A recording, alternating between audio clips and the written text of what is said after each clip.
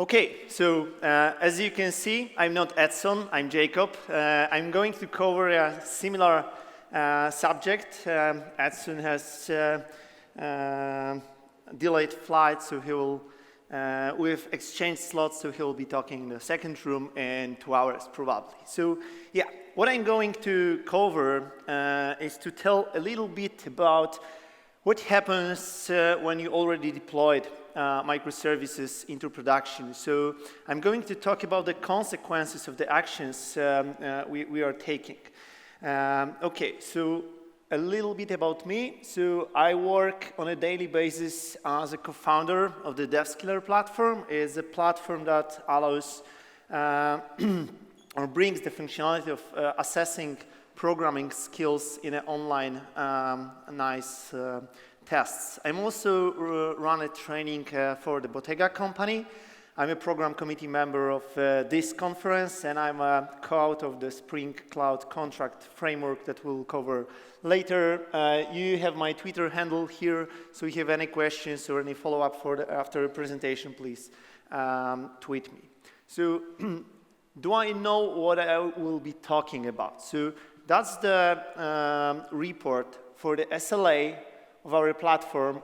As you can see, it runs continuously without any outages. And how we can do that and how we achieve such SLA, that's the subject for my talk. And paraphrasing one of the Polish prime ministers, you can tell the real developers observing how they maintain know how they start. And I think that is crucial to remember that the software we are doing is not a software, it's a system. The difference between software and the system is that software is something that I've implemented, I've put it into a code repository, and that's all. But the system is something that needs to run, needs to be maintainable. I need to be able to analyze what's happening inside the running system. Okay, and developing software and developing system that is production ready, so two different kinds of stuff, and I'm going to cover those details in this talk. But at the beginning, I want to ask you one simple question. When you think about the microservices, what is the size that you think is right for the microservices? I know that the line of code is not the best measurement that it's available, but it's the easiest one to scale or size the microservices. So how many of you think that 100 lines of code is a good size for the microservices? Just raise your hands. Okay, 1,000 lines. Okay, 10,000 lines. Okay, and 100,000. Okay. So the most people has raised hand on 1,000 or 10,000. And I don't want to be a judge that will say, okay, so 1,000 is okay, 10,000 is not okay. But let's do some simple math. When we realize that just a single average enterprise application is around 500,000 lines of code. It's often much more. It's often 1 million, 2 million lines of code. But let's assume it's 500,000. So it means that when you realize that you want to split it into microservices where each microservice has 1,000 lines of code, it will bring 500 microservices. So splitting just one enterprise scale application gives us 500 microservices. And just to show you the scale, 500 microservices is the scale of the Netflix infrastructure, okay? So Netflix has around 500 microservices, and those microservices are maintained by 1,500 developers, okay? 1,500 developers are maintaining the 500 microservices. So can you imagine that one enterprise application is maintained by over 1,000 developers? It makes no sense. So we realize that 1,000 line, it's a bullshit, okay? So the microservices are not micro. It's the biggest lie about the microservices. These are macroservices. So the 10,000 line of code is much better. It will give us, I don't know, 50 applications, okay? But it's still too much. We'll probably be able to split it into 20 applications, and that will be probably enough. So 20,000 lines of code, 50,000 lines of code, that's the proper size for the microservice, not this value. And why it happens? Because we want to keep our microservices business-oriented. So we are using the bounded context approach that is known from the domain-driven design to set the boundaries for the microservices, okay? So we don't want to keep the technical microservices, because for the technical stuff, we have libraries. I can include a jar that will generate a PDF or will export something to CSV file. I don't need to keep the up and running service that creates the PDF files. Why? Because I need to care about the communication, I need to care about the infrastructure, I need to care about the security, about the monitoring, deploying, pipelines, etc. There is a lot of overhead behind the single services, okay? So we want to limit the number of the services. We want to also limit the number of the communication outgoing and happening in our system, okay? Because this communication brings troubles. So when I can limit the communication, when all the business processing is done in a single application, that's what is cool in the monolith. When the monolith is up and running, everything works, because everything's happened in the boundary of the same JVM, okay? There is no such guarantee in a microservices when we are communicating over this TCP or UDP platforms, okay? So yes, we want to keep our microservices business-oriented inside a bounded context, because that's the proper boundary for this one. So why do we want to enter the microservices? Why do we want to, split the application to microservices? And the answer is autonomy. I want to be able to autonomically deploy or upgrade my applications, okay? I don't want to coordinate releases that, okay, to release this feature, I must release this and this and this and this microservice. No, the feature is independent.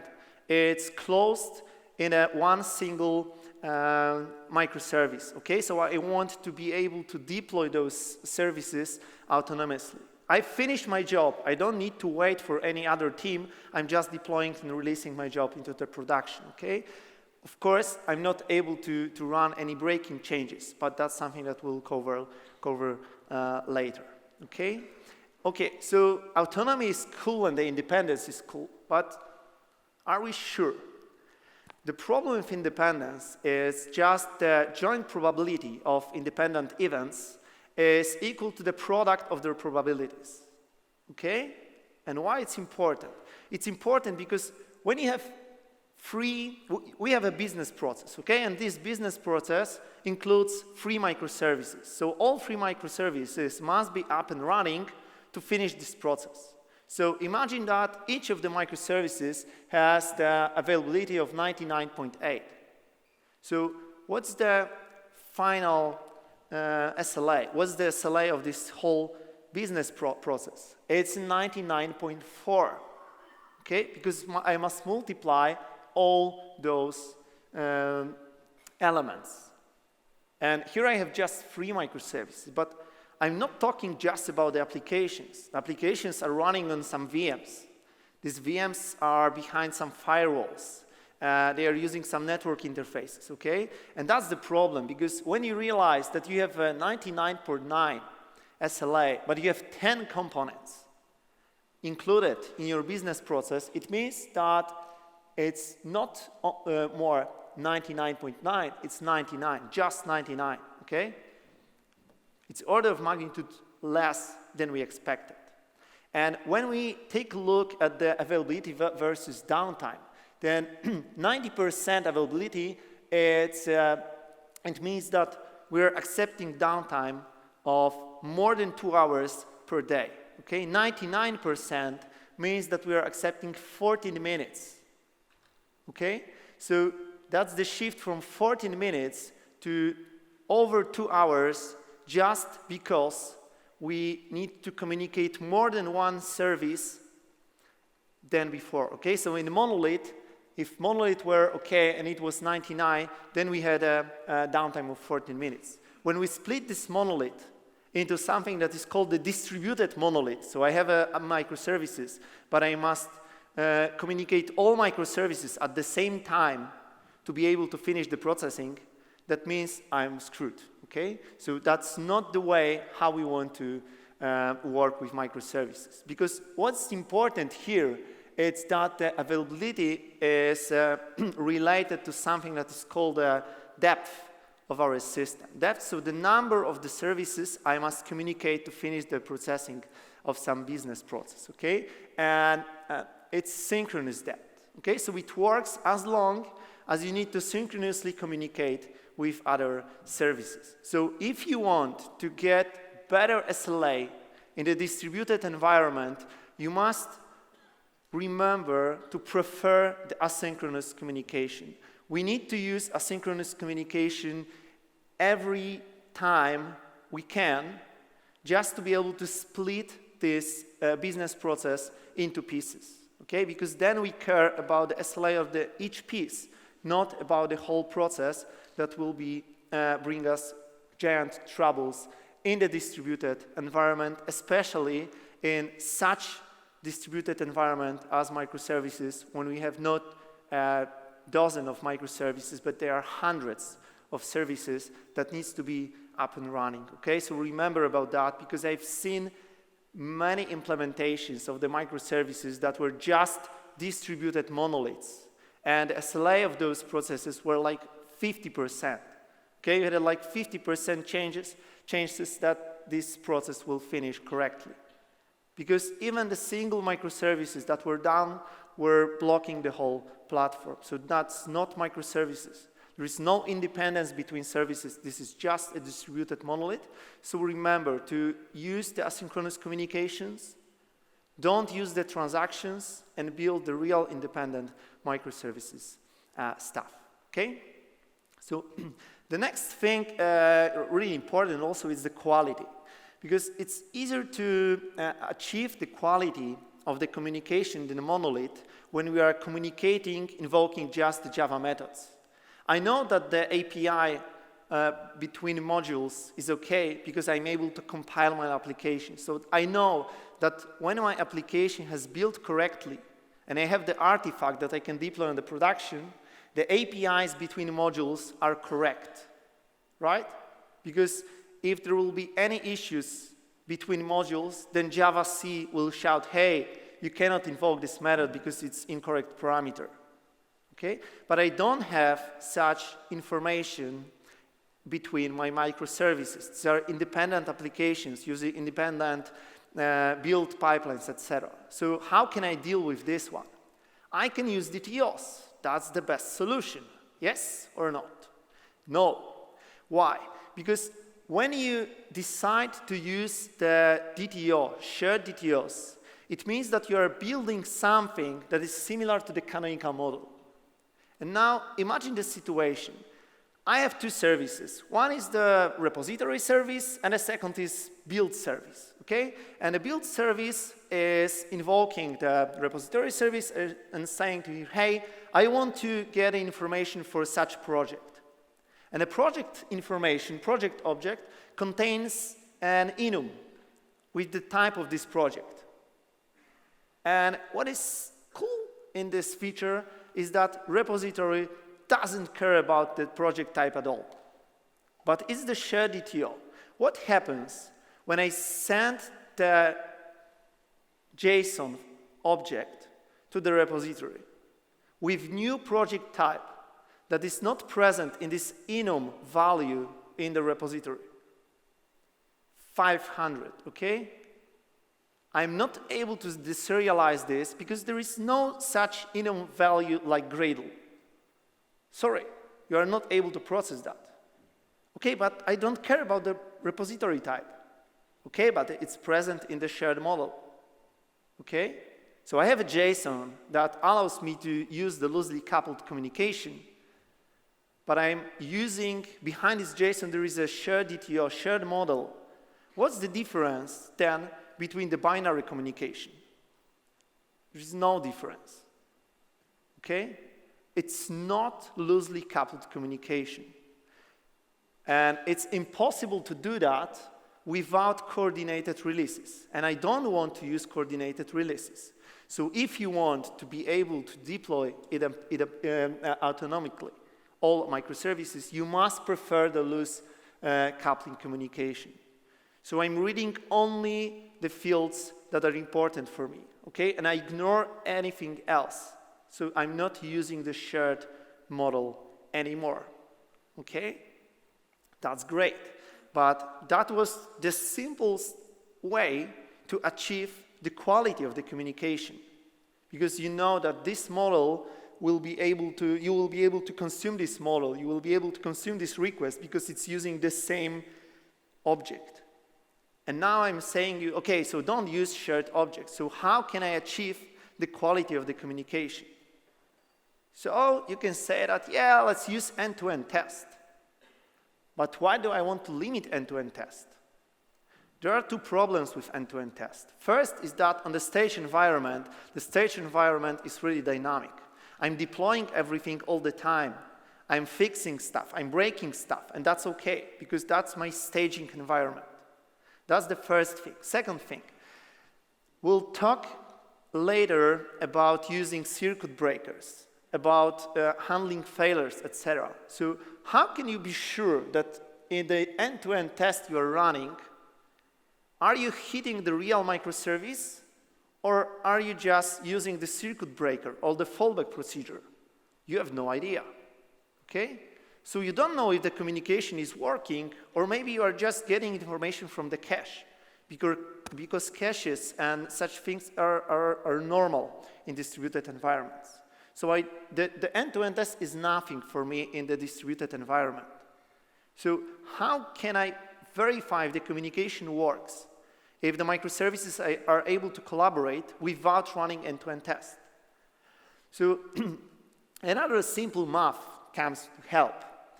If I know that if A is equal to C and B is equal to C, then probably A is equal to B. That's something that we remember from the primary school, okay?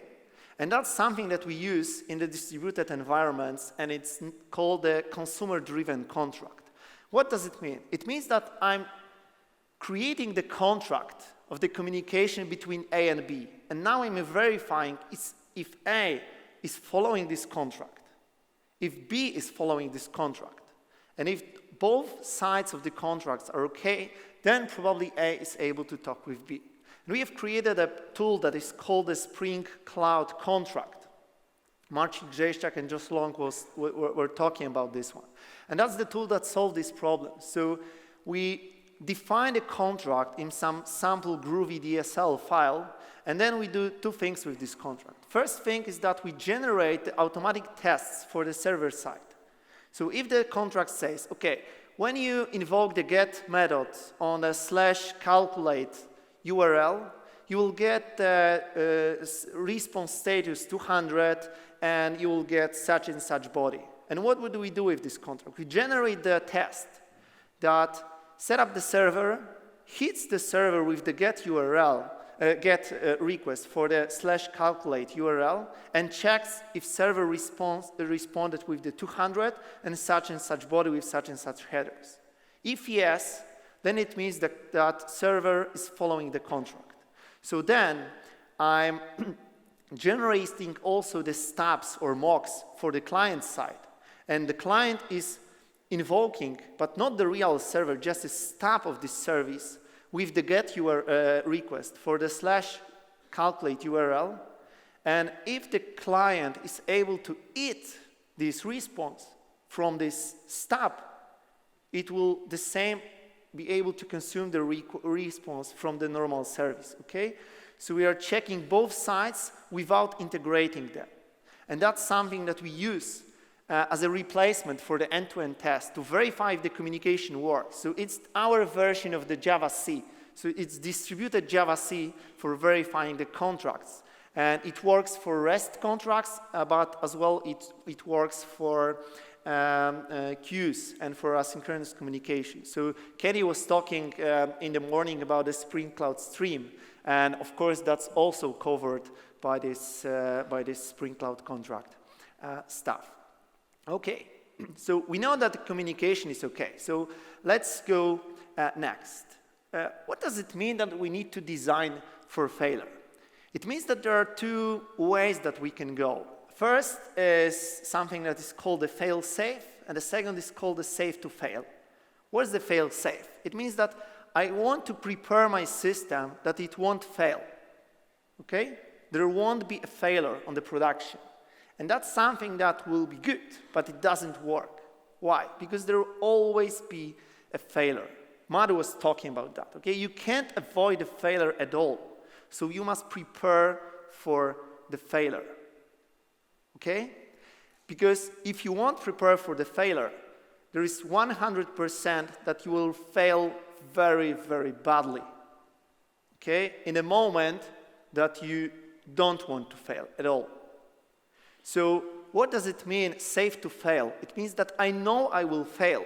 So I'm doing everything to reduce the consequences of the fail. Okay? I don't want to pay for this fail too much.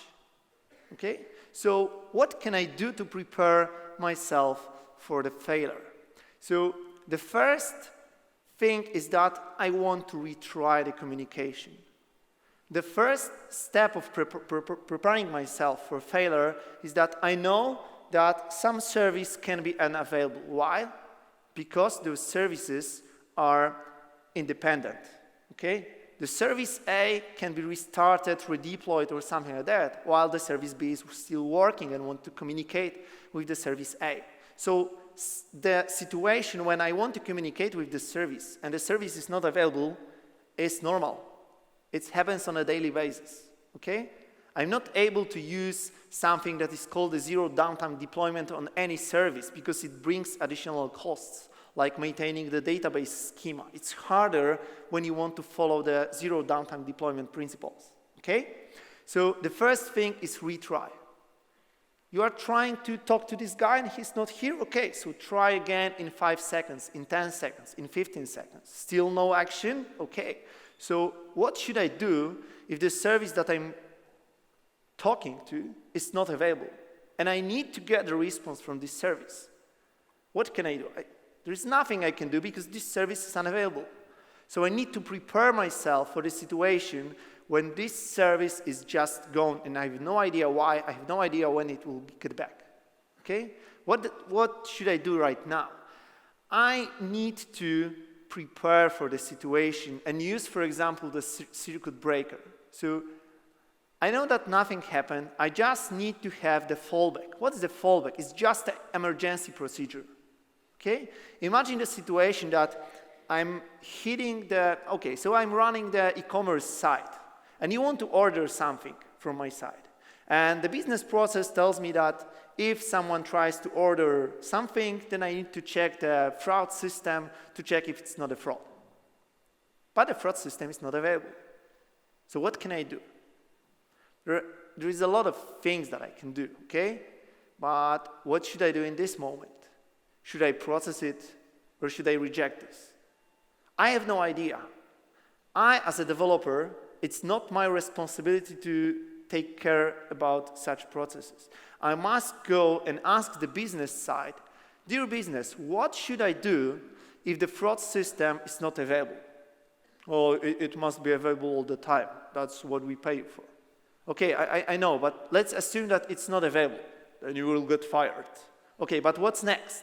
What should we do if the customer wants to get the product and it's not available?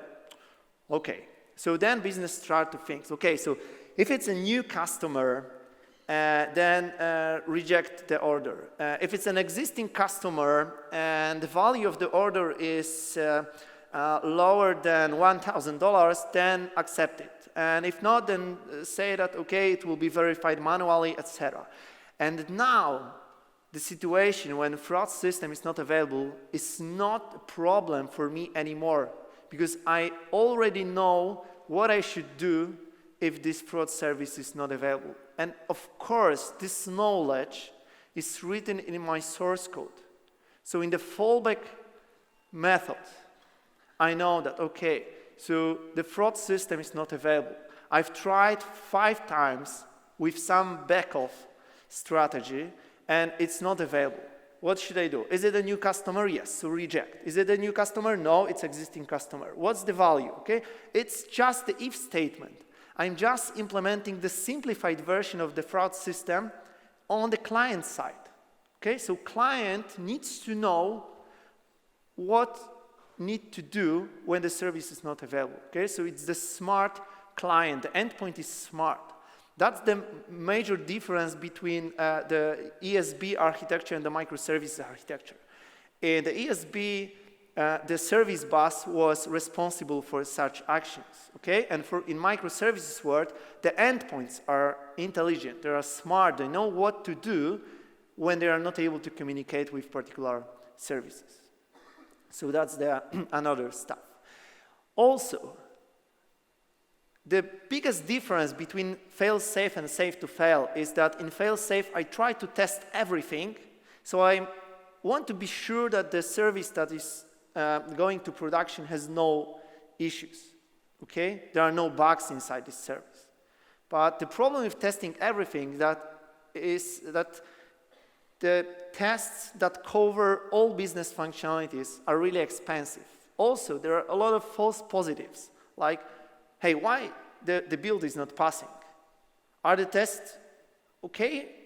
So is the problem with tests or the problem with implementation? Yeah, sorry, I forget to fix the tests. I've changed the implementation, but I forget about the tests. Okay, that's the problem. So what I'm trying to do, I'm trying to verify only the critical paths in my application, okay? So I'm checking if the critical functionalities are working. And what about the other functionalities, not the critical one? Nothing. If there will be a problem, then customer will use some, I don't know, issue tracking system to tell me, hey, there is a problem with such and such functionality. Okay, sorry, dear customer, I know that there is a problem. Now I need to fix it. The problem is that if I'm going to spend like 2 weeks on fixing this functionality, this customer won't be happy anymore. But if I will be able to fix this bug in 30 minutes, then it's not longer an issue. But how can I fix the bug in 30 minutes?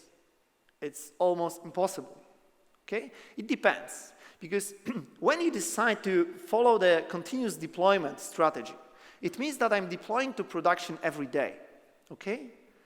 What's the hardest thing in fixing a bug is to find this bug in the code. Find a change that has introduced this bug, okay? If I need to find a bug in 3,000 commits, it takes me days. But how many commits did I introduce yesterday? 30, 40, 50, 10? Okay? And it's really easy to find a bug in 10 commits. Because usually in a service that contains a bug, there is just one commit. And you see, okay, that's wrong, I need to change it. Okay? I'm fixing this one, I'm writing unit tests to cover this stuff. And I'm releasing it into the production. And as we are talking about the microservices that has, I don't know, 50,000 lines of code, I'm able to build the service in minutes, okay? At DevSkiller, we have a deployment pipelines, and from the commit or push to the repository, we are able to finish deploying to the all instances on production in 15 minutes, sometimes in 20 minutes, okay? So the whole deployment pipeline, with building the application, verifying contracts, deploying to the stage, running end-to-end tests on the critical paths, and deploying into all instances on production takes like 15 minutes, okay? So we are able to solve bugs in 20, 30 minutes, and that's all. And thanks to this one, we can avoid testing everything, and we can rely on testing just the critical paths, and all other stuff is just fixed as ASAP as possible. Of course, to start this way, you need to have good unit tests, because without unit tests, you are just releasing something to production, and you don't know what's the quality of the software. And we want to fix ASAP, but not fix, like 10 times a day. Okay? So good unit tests will prevent you in fixing too often. Okay, now let's move to the other stuff, the performance. Everyone said that microservices are awesome. We are going to the business and we are saying, hey, the business, please give us the money, we'll split this monolith into microservices and it will be awesome. It will be faster, it will be better, and everything will be great. That's, of course, not true. When you split the monolith into microservices, it will get much more slower. Why? Because there will be giant communication overhead. Okay? Serializing and deserializing, sending objects, sending JSONs over the network, logging requests and response, it all takes time. So, okay, that's the problem, but let's run performance tests to be sure that it's not bad and it's not worse than in the monolith. But the performance tests are expensive, are inaccurate, and they're tricky, okay? There are a lot of ways that you can fail doing the performance test, okay? There is giant knowledge about how to test the JVM applications, test the performance, because you need to remember about warm-up, you need to remember about different branches, okay? About JIT, about the whole JVM infrastructure, and you must take care about the production traffic. And the production traffic is usually on production, okay?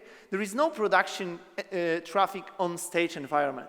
I can try to record it, but replying this one with the proper peaks, etc., it's a hard thing. So what can I do else to solve this problem? So the monitoring is the new testing. I want to monitor my application on production instead of verifying the performance. But then I can degrade my performance a lot, right? I'm deploying a new version to production and it's 2 times slower, 3 times slower than the other version. That's a problem. But I have a continuous delivery to the rescue, okay? I'm releasing just 10 commits every day, okay? There is still a chance that the 10 commits will degrade the performance a lot, but just a tiny chance. I can deal with this, okay? So I'm verifying and monitoring all the time on production using tools like, New Relic, AppDynamics, Dynatrace, that will tell me, okay, so today this method is taking like 3 milliseconds more than yesterday and the day before, so please take a look at this one, okay? The problem with monitoring is that we usually use statistics to describe what's happening in our application.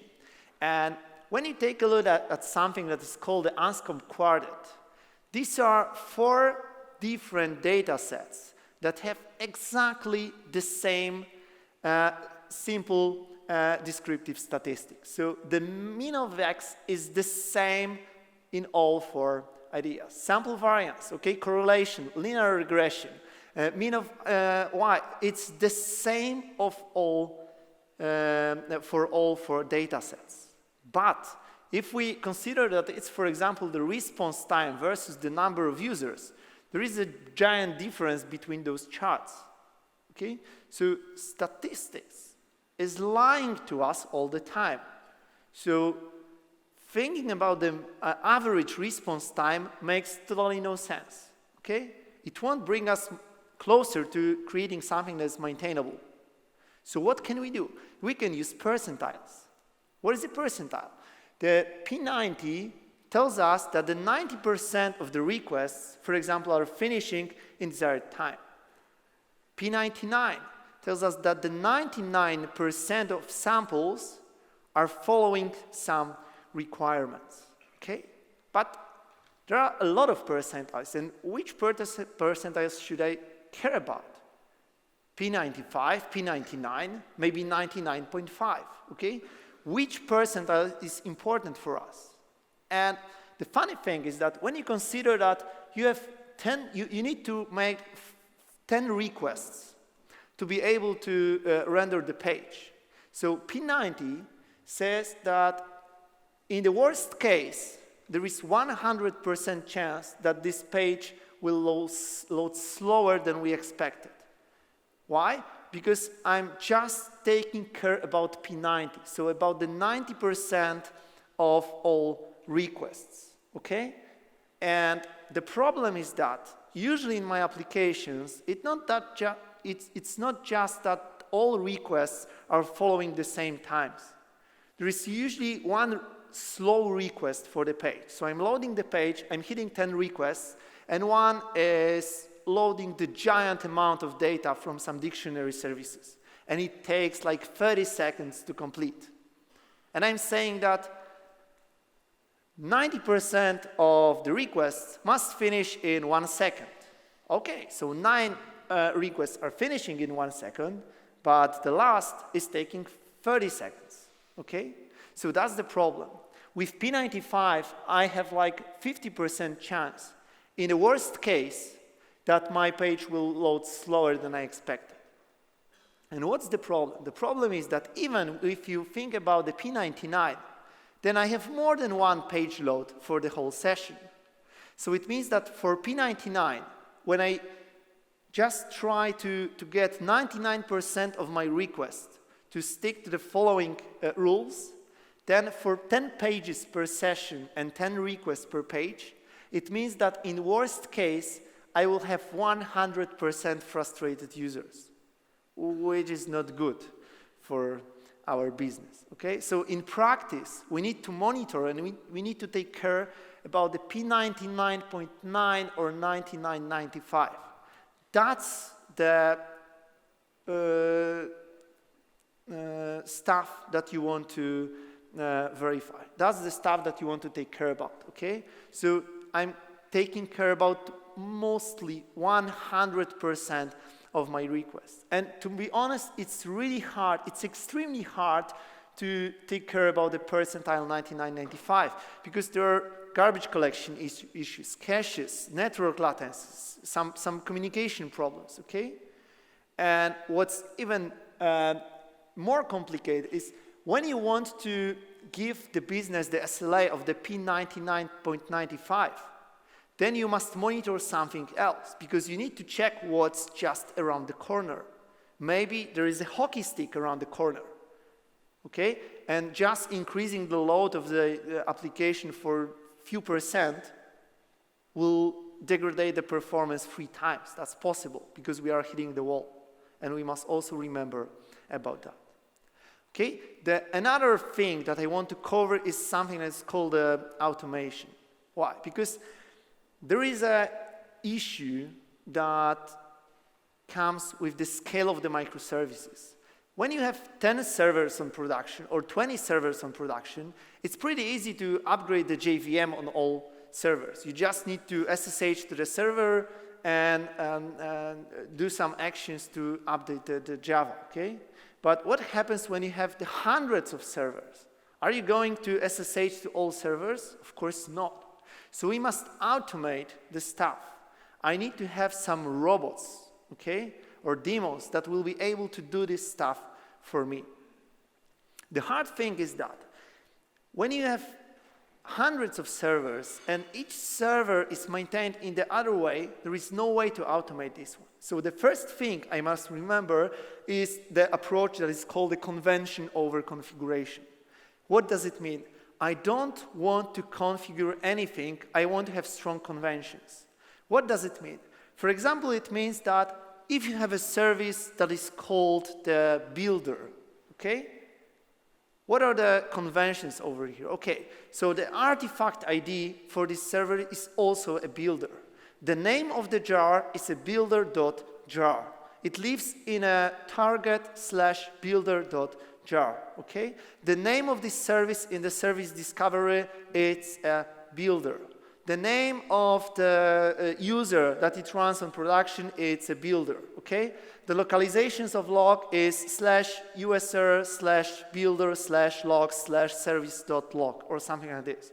I'm bringing the strong conventions, and then I can change the projects, and I know how they are created, how they are designed, because everything is run by convention. Do you want to find a VM that this service runs on production? No problem. It will be, for example, builder 1, builder 2, builder 3. That's the convention. What's the name of the load balancer for this platform? Okay, so it's load balancer minus builder 1 or something like this. Okay, that's the convention. I don't need to configure anything. When I'm provisioning the virtual machine, I don't need to say if this virtual machine must use a load balancer or not. Is there a load balancer with proper name? Yes, so use it. It's created for you. Okay? That's the convention over configuration. That's something that allows you to keep even the giant infrastructure using just few people and good scripts. Okay? Because there is no configuration. You are building the configuration at runtime using the conventions. Okay?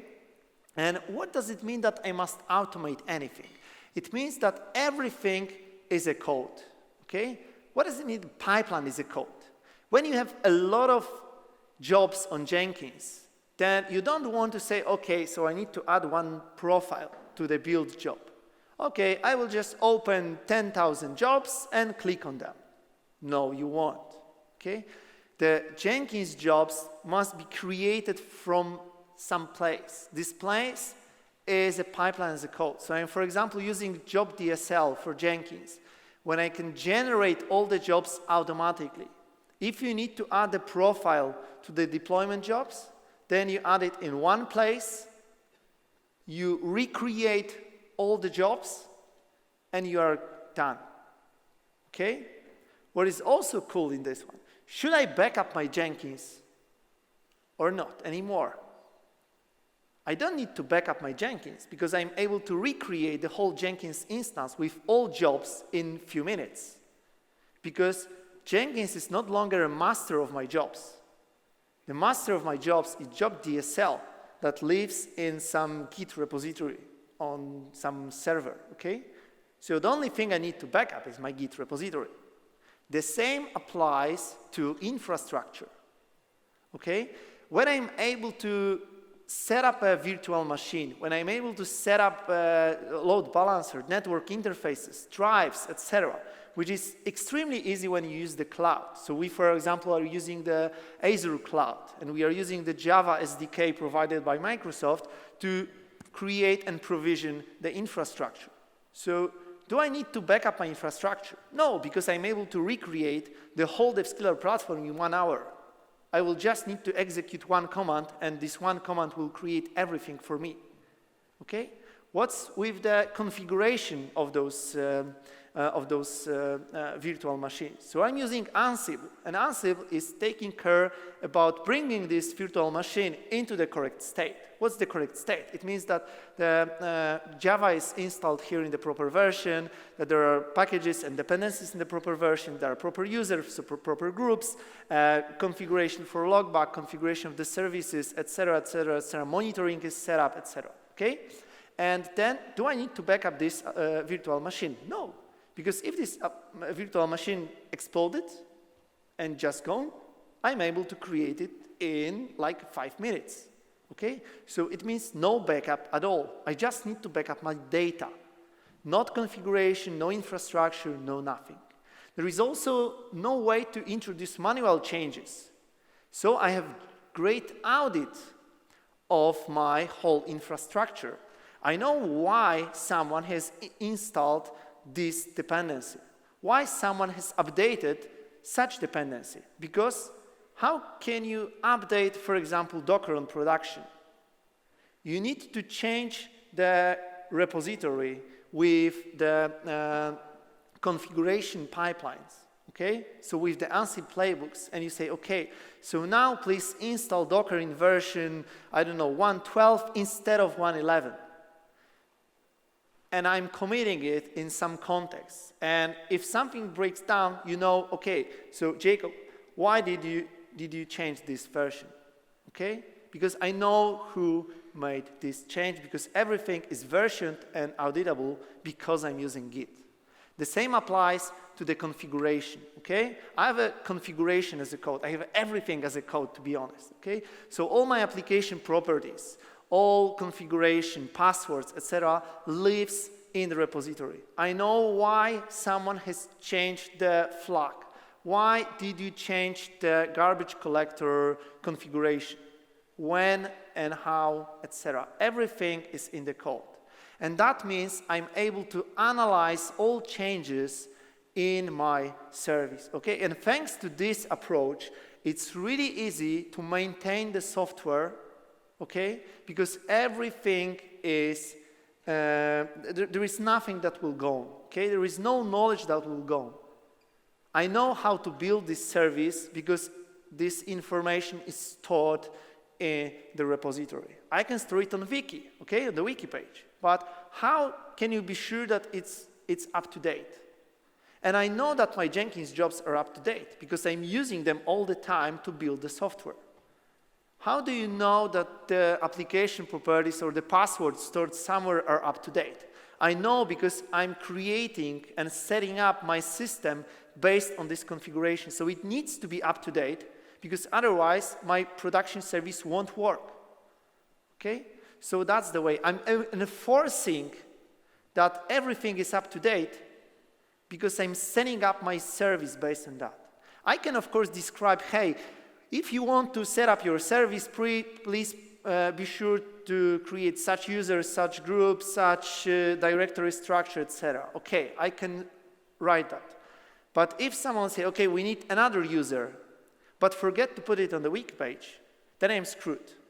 And if you forget to put it into the ANSI playbooks, then you are screwed because it's not working on production. There is no other way to introduce anything to the production than going through this code. Okay? And I hope that this knowledge will be enough to don't read this book in few years. Because a few years ago, everyone was talking that the microservices are cool. They are a solution for every issue on the planet. Okay? People won't be hungry anymore because we have microservices. And that's, of course, not true. Microservices are the most complicated architecture that I ever used. But they are, of course, have giant potential. And when you want to follow these principles I described, then you will be successful in living with microservices on a production, not just in using microservices on your laptop as some simple tutorial. Okay, thank you very much. Do you have any questions? Okay, if there will be any questions, I will be here for a few minutes, so please don't be afraid. Thank you very much.